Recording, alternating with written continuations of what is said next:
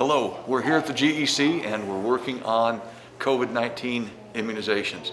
The health department allocates to the school districts how many immunizations they have per week. So last Friday we had 2,400 immunizations and this place was packed. This Friday we've got about 870, and next week there'll be about 870 again.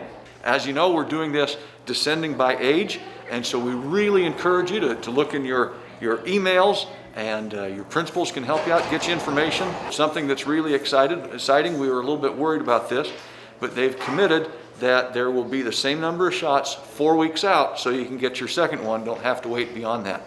The key here, folks, the key, watch your email, because your email is going to give you instruction on how to sign up, what the different locations are, the choices you have of where to come to get that shot, and the details that are involved with that. So watch your emails, get that information.